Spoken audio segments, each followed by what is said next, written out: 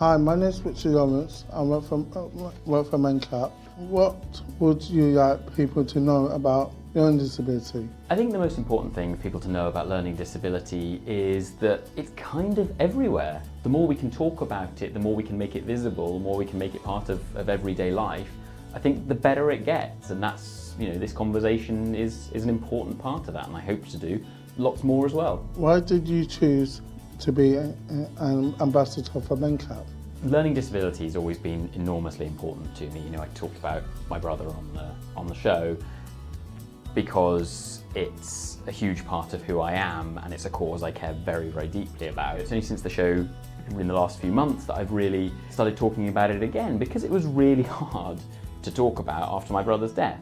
What I love about doing that now is that I get to talk about it in a way that I hope makes a difference. It raises awareness of the issues, and it raises money for it. Can you tell me about your brother and your relationship? Our relationship was incredibly close. I think, he looked up to me a little bit as an older brother, and he was, to me, the coolest guy in the world.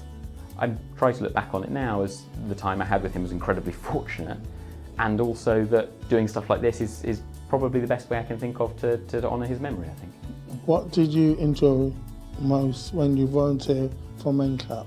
I enjoyed the sort of overall thing of giving parents a break, but actually I really enjoyed the week itself. I never looked after my brother, I looked after other kids, but he was way cooler than I was, and he'd arrive and he'd just run off with the other carers, and he'd be like, "No, see you later." I know these cool guys, and he's perfectly right. What I love about it is that for a lot of kids with learning disabilities, they're just being themselves. And I love that. There's just this sort of emotional honesty for so much of the time. And it brings that out in the carers as well, this sort of emotional honesty. And I loved that about the week. So yes, I thought it was really important what we were doing, but honestly, I also had the best time.